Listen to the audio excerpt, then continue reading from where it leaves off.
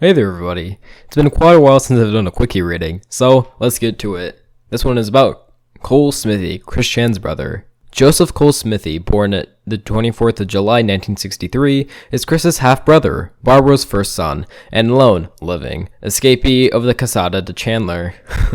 Despite sharing chromosomes with Chris and being raised by the same horrible mother, Cole leads a relatively normal life. Cole's emails to Chris revealed a lot of information about the Chandler family. Childhood. Cole grew up in Richmond, Virginia, near Virginia Commonwealth University in West Avenue. As a child, Cole claims to have been physically and mentally abused by Barbara and his stepfather, Jerry Harmon, with punishments such as beatings, cold showers, and bizarre scenarios. Watch more on that on my video about Chris and Barb. Barb insists that Cole's biological father was Jack Dale Smithey, to whom she claimed she was married, but records show she wasn't. Cole believes his biological father to be Rand Coleman Yeats, who was introduced as a friend of the family and visited when Cole was a child. Barb remarried Rand on the 17th of June 1961. He allegedly deserted her on April 28, 1962. She formally divorced him on the 15th of May 1963. Cole was born 2 months later. In his article, Saturday Night Special, Cole recounts his coming to age. This includes the particular event where Barbara fires a loaded gun at a steel door to ward off a burglar, the resulting ricochet of which almost striking young Cole in the head. These events have obviously had a lasting impression on him. California, 1980 to 1996. Cole left home in 1980 at the age of 16 or 17 and moved to California. Not long after moving, he had a sinus infection, which came close to killing him. This was the first of at least 2 near-death encounters in his life. Cole's LinkedIn profile states he attended San Diego State University from 1981 to 1984, studying dramatic art and music. While at college, he was the drummer for a punk rock band called the Rockin' Dogs, which played shows in the San Diego area. The band was formed in 1981 and broke up in 1985. Cole later moved to Northern California. At some point, he attended Hartnell College and San Francisco City College, where he pursued a similar course of study. His LinkedIn profile does not mention him receiving a degree from any of these 3 schools he attended. In July 1989, the Chandler household, including Chris, flew to San Francisco to celebrate Cole's 26th birthday. This was the only time they came to visit him during his entire 16-year tenure in California. By 1994, still in San Francisco, Cole was doing shows as Cold-Blooded, and had apparently shifted to the guitar. In 1996, he moved to New York. As the story goes, Cole currently lives in Manhattan and is a film critic who is featured on Rotten Tomatoes. He was mentioned in the Time magazine for being one of the few critics to give a negative review for Toy Story 3. Come on, that was a good movie, Cole.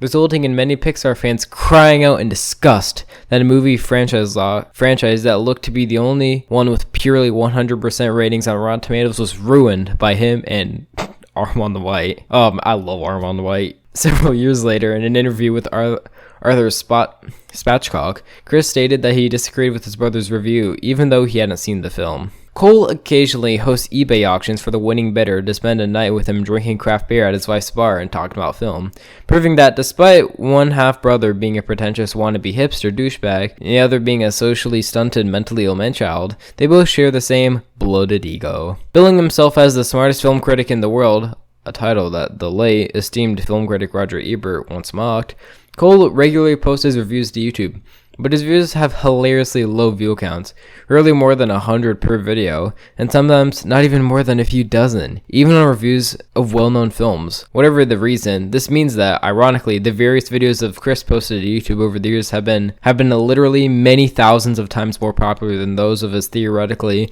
more successful brother. Probably doesn't help matters that Cole's videos have rather low production quality, and negative reviews of well-received films like Toy Story 3 and Lady Bird, which we will get to.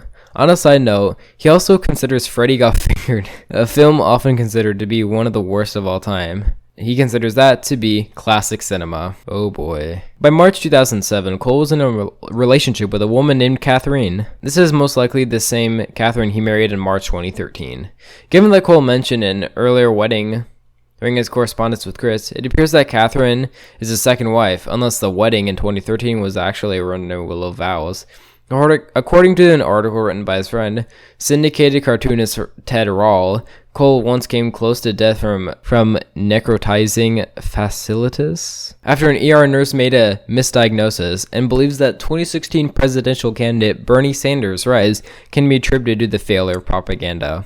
Cole has co-hosted a free weekly podcast called La Grande Buffet, The Big Feast, since the 23rd of April 2016.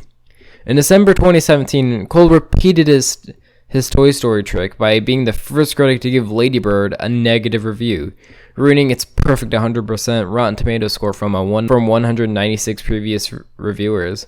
Cole added fuel to the firestorm of criticism he received by admitting to spoiling the film's score on purpose. Cole, that's a good movie. On 30th of September 2020, Cole allegedly sent flowers to Barb on her 79th birthday. That's so nice. Many people believe, however, that it wasn't actually Cole, but a Wayne pretending to be him. After the flowers were received, Chris made a video showing Barb's gratitude for the flowers, and claiming that in Dimension C-197, Cole and Iron Man hang out a lot, and that he'll get to meet Batman in New Jersey when the dimensional merge happens. Yes, Batman in New Jersey. It remains unknown how Cole reacted to the news that Chris was committing incest with Barb, except for the fact he stopped allowing Twitter users to reply to his tweets and deleted one tweet from July 2021, which had been flooded with replies about incest. Relationship with Barbara and Bob. Cole's not on good terms with Bob or Barbara. According to Cole, Bob worked his bitter influence on Barbara to separate her from Cole. He has never met a meaner, more reprehensible Republican cur than Bob Chandler. In multiple emails to Chris, Cole asks to be informed when Bob dies so he can celebrate. Cole claims Barbara lied about the identity of Cole's biological father. Cole hired a private detective to find evidence, contradicting her claims. Turns out Barbara was never married to Jack Dale Smithey, Cole's alleged father, but rather Rand Coleman Yeats. In a leaked email sent to Jackie on 14th of May 2011, Chris wrote that Cole has had mental problems since he hit his head on a bus, and has taken it out heavily on her mother. Some argue the story could be a lie Barbara told Chris to explain Cole's bitterness towards her while masking the issue that actually caused it. Barbara visited Cole only once in 27 years, whereas Cole had made a special effort to visit her multiple times. Cole's wife's family treated him more like a family than his own. Chris has complained that Cole is ignoring Barb's attempts to get in touch with him. It would seem that Cole has left his own mother to her own devices.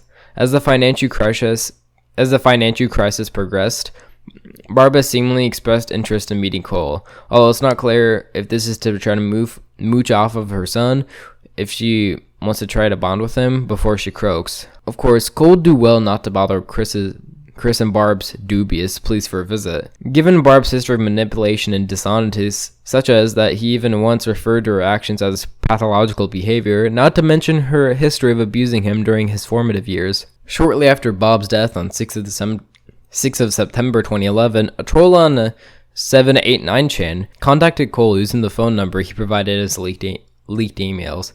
In spite of his vitriol towards Bob 3 years prior, he was apparently quite broken up by the news. While Cole was certainly upset at Bob, his reaction to Bob's actual death shows that he ultimately did sympathize with him. With no audio of his call has ever been released, its existence is confirmed by those who browse the board. Relationship with Chris. Ironically, for much of his life, Cole has actually gotten along much better with Chris than either Bob or Barb, and possibly better than with any of his other direct relatives. Then again, when you don't actually know who your paternal parents are, you have to take what you can get. Cole was not around when Chris was growing up. Being 19 years older, he was in California making a life for himself. Cole said that Barbara and Bob neglected Chris for years with the abusive babysitter, which suggests that he believes that Chris' muteness in early life was their fault. When he was eventually able to speak again, around age 7, Chris visited Cole in San Francisco along with Barb. This is the only time Chris has ever been on an airplane. The only time he had ever been to the west coast of the United States, and one of the few times he's left Virginia. Cole's relationship with his family became somewhat closer after he moved back to East Coast in 1996. He came to visit them in Virginia on various occasions, although they never visited him in New York. For New Year's Day in 1998, Chris gave Cole a Lego band stand and wished him a rockin' New Year. However, in 1999, on a Spanish exercise, Chris described Cole Cole the Beedrill as muy feo, very ugly, suggesting relations had strained, probably because of Barb, although he may also have been referring to the aspect of the actual Pokemon species. Nevertheless, Cole visited for Chris's 18th birthday party in 2000. Later in the same year for Cole's 37th birthday, Chris made him a CD for Cole Smithey.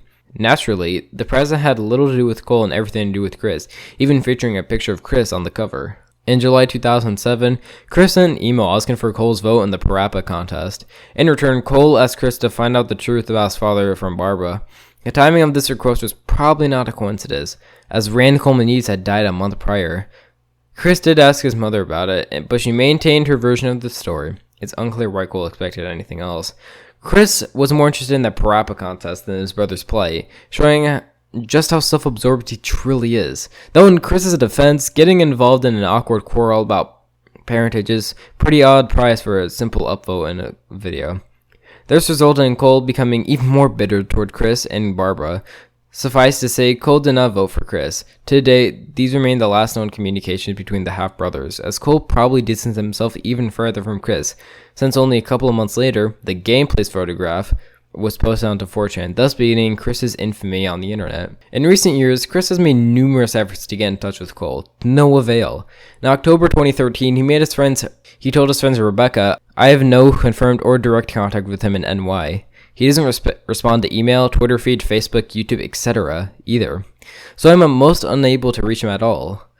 On the 22nd of June 2013, Chris attempted to contact Cole via video.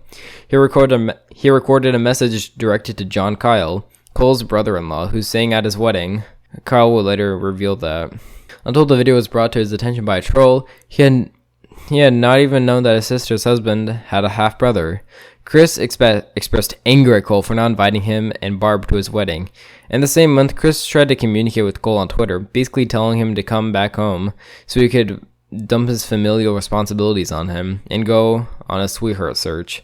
He also suggested that Cole had some mental/physical problems of his own, even talking down to him at one point. That's a lot for Chris. Right before activating the playing for the sympathy card, lamenting his time in jail. In August 2015, Chris tried yet again to reach out to Cole, this time through Facebook, hoping that a flurry of hashtags would work their magic. In November 2015, he reached to YouTube in a video depiction of a battle in which Chris and his allies face off against Cole, his stepbrother, and his stepsister in Super Smash Bros. "Our mother is still alive. I really want you to make amends and get close, once again, to her before her time runs out," he wrote in the description. The following day, he arranged a similar fight among his amiibo figurines and angrily accused Cole of being possessed by the spirit of Count Graduan. "Sonichu, I'm getting flashbacks." He posted an image of his Cole amiibo on Facebook. In this spat of postings, Chris attempted to appear concerned about Cole not being around for their mother's twilight years, thinly veiled his real concerns. Chris has two explanations for his falling out with his half-brother, both fed to him by Barb. First, Cole has been entirely misled about Barb's character by the lies of other family members. She's the opposite of what hate they filled Cole's head with. Chris asserts, second, Cole's mental problems caused by his childhood injury means that he has taken it out heavily on our mother. Lord knows what else has gone through his head, Chris has concluded, demonstrating that more than anything else, Chris is almost entirely unknown to Chris. For the most part, the main trait Chris seems to be aware of regarding his half-brother is that he has a career and makes a living. This, in traditional Chris fashion, means opportunity and progressively his attempts to reach out have more and more focus on Cole financially supporting Chris and Barb, returning Chris to the idyllic balance he enjoyed with Bob as his responsible man in the house. In June 2016, Chris posted a Facebook rant about Cole, alleging that he and his wife spent $2,000 a month on rent for an apartment, a few buildings down East 90th from Carnegie Hall, and that he once lived at Carnegie Hall himself. In reality, Carnegie Hall is not near East 90th Street. Nobody lives at Carnegie Hall. It's a concert hall, not an apartment building. East 90th Street actually passes through Carnegie Hall, a neighborhood on Manhattan's Upper Street Side. This lack of research didn't stop Chris from depicting his half-brothers having money to kiss and burn, while simultaneously begging for money. In May 2017, Chris mocked Cole on Twitter, stating, "Oh my gosh, my half-brother is suddenly begging for money now." Cole is asking his fans to pledge to him on Patreon, suggesting he has also hit rock bottom. Chris said he would pledge to him, but he still hasn't apologized or made up with Barb. Ironically, in screen caps obtained from Nightstar by the man in the pickle suit, Chris would accidentally reveal the fact that he indeed tried to pledge to him, but Cole has long since blocked him, making it clear once again that he really wanted nothing to do with his old life. In December 2017, Chris wanted to drive to New York to confront Cole. He tried to channel Sonichu power to conjure up Cole's address, but was unsuccessful and did not attempt to make the trip. On the 30th of September 2020, Barb received a banquet of flowers for her birthday, ostensibly from Cole, although it was more likely from a Ween. Chris, while role-playing at Sonichu, recorded a video of Barb thanking Cole before turning the camera back to himself and informing Cole that he had been hanging out with various superheroes from Marvel and DC, encouraging Cole to get back into contact with Chris via his publicly available cell phone number.